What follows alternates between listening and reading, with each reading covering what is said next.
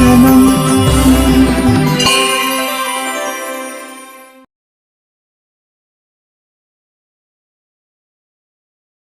श्रुतिस्मृतिपुराणानाम् आलयं करुणालयं नमामि भगवत्पादशङ्करं लोकशङ्करम्।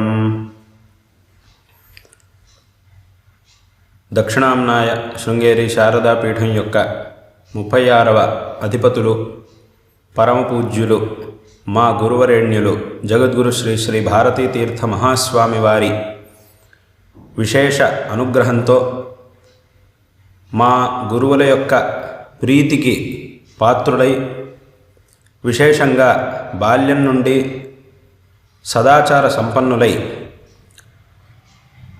జగన్మాత యొక్క ఉపాసనను చక్కగా చేస్తూ ఎంతోమందికి అమ్మవారి మంత్రోపదేశాన్ని చేసి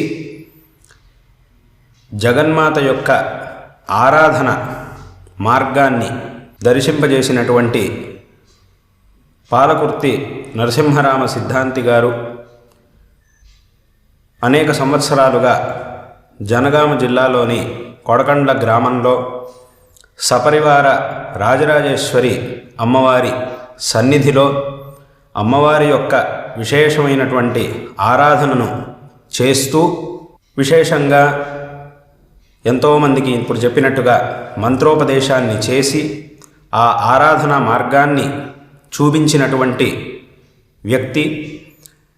ఆయన దాదాపుగా 6 సంవత్సరాలకు పూర్వం మేము మా యొక్క విజయయాత్రలో తెలంగాణ ప్రాంతంలో మా యొక్క విజయయాత్రలో కొన్ని నిమిషాల పాటు కొడకండ్ల గ్రామానికి మమ్మల్ని ఆహ్వానించినప్పుడు కొన్ని నిమిషాల పాటు మేము అక్కడికి వచ్చి అక్కడ సపరివార రాజరాజేశ్వరి అమ్మవారి యొక్క సాన్నిధ్యంలో అమ్మవారి దర్శనం చేసి సిద్ధాంతి గారికి ఆశీర్వాదం చేసి ఆయనకి ప్రసాదాన్ని ఇచ్చి ఉన్నాం. ఆయన యొక్క విశేషమైన జీవిత కాలంలో ఆ చివరి దశలో ఈ విధమైనటువంటి సందర్భం ఆ జగన్మాత యొక్క అనుగ్రహంతో వచ్చింది. తదనంతరం కొంతకాలానికి ఆయన పుణ్యలోకాన్ని పొంది ఉన్నారు.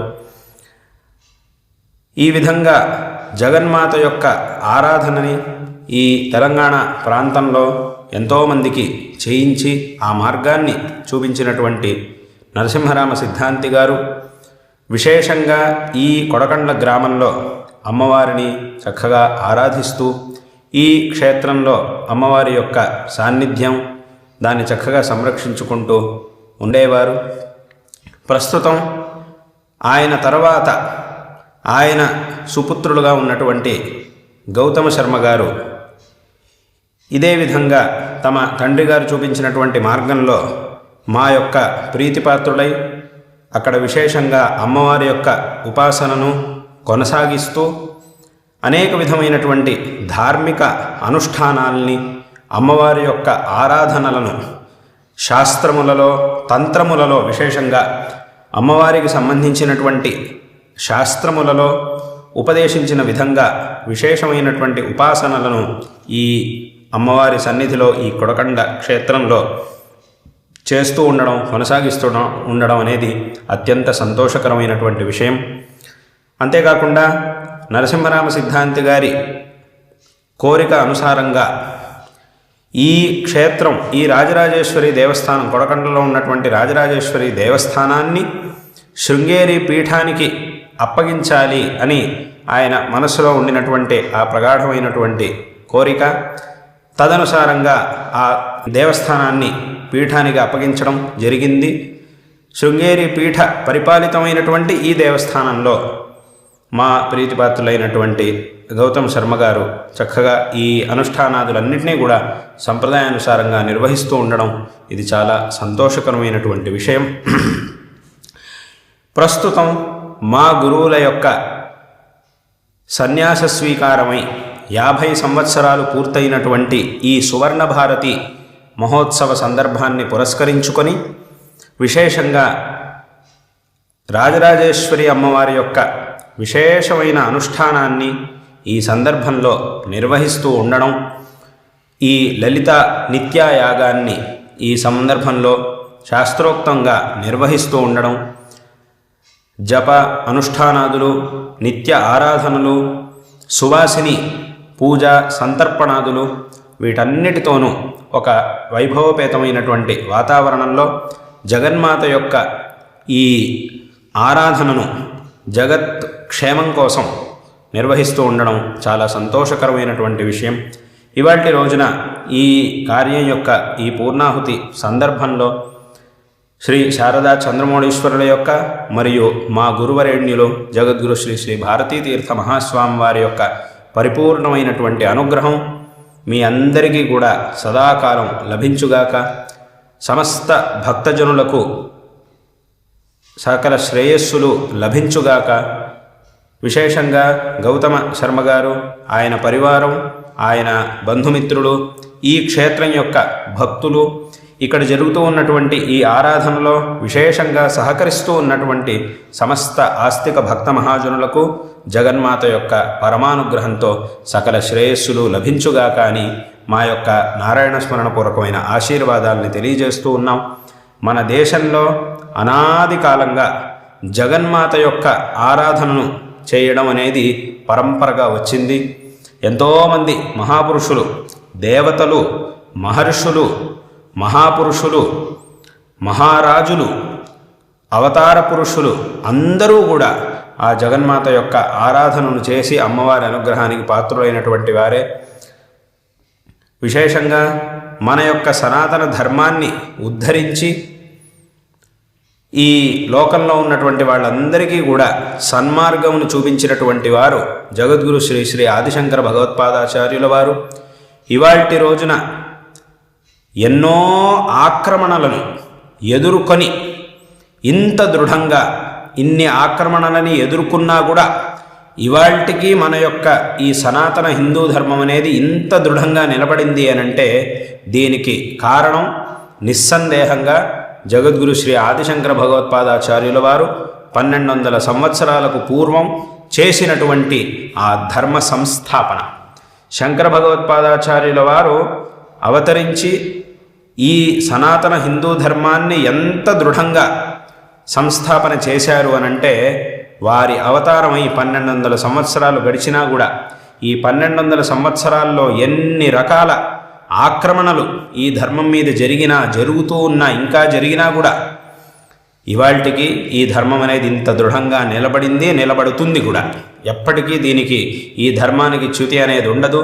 ఇది ఎప్పటికీ కూడా ఈ ధర్మం శాశ్వతమైనటువంటి ధర్మము అనంటే అది మన యొక్క సనాతన హిందూ ధర్మం. ఇది ఏదో కాలంలో పుట్టి ఏదో కాలంలో పోయేటటువంటి ధర్మం కాదు, అథవా ఎవరో ఒకరి ద్వారా మొదలై కొంతకాలం ఉండి తర్వాత పోతుంది అనేటటువంటి ధర్మం కాదు. ఇది అనాది కాలంగా వచ్చినటువంటి ధర్మం, ఇది శాశ్వతమైనటువంటి ధర్మం. ఇటువంటి ధర్మ సంస్థాపనను జగద్గురు శ్రీ ఆదిశంకర భగవత్పాదాచార్యుల వారు చేసి ఉన్నారు.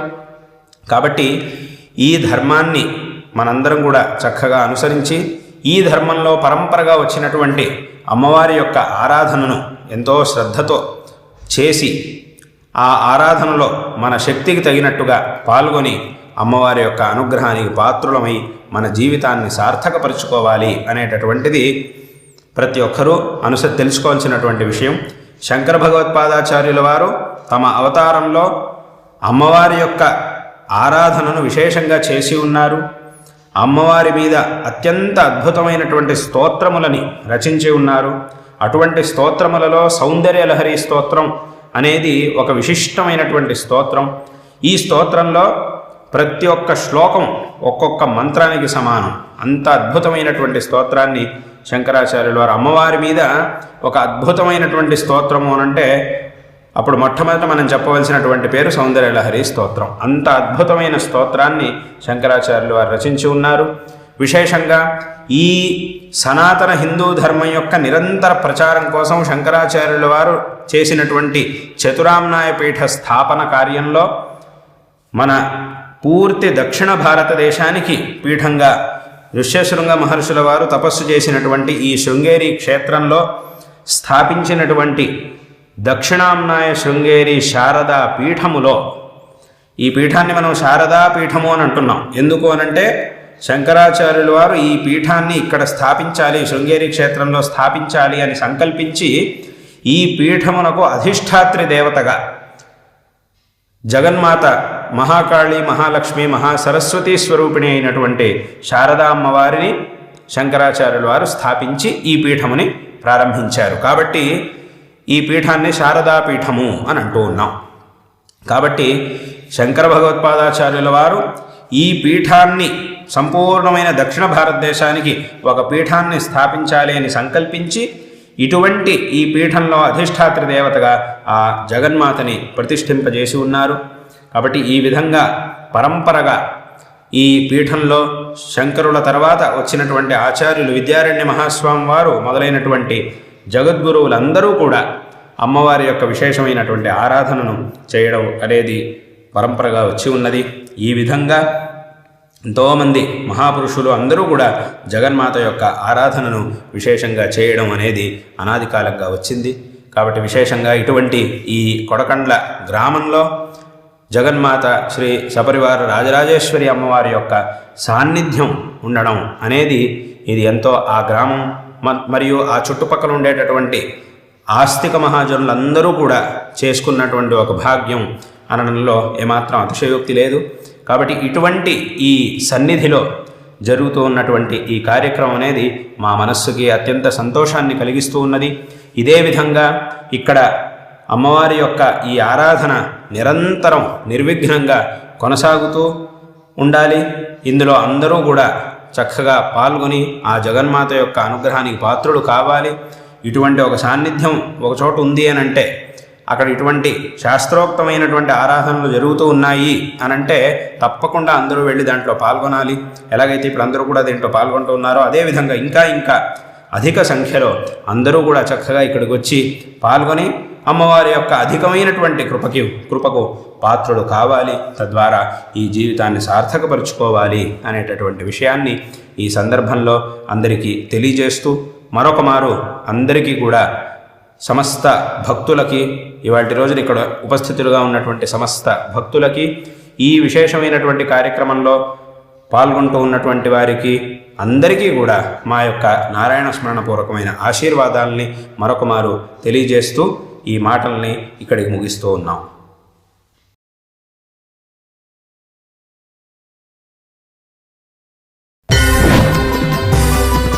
దర్శనం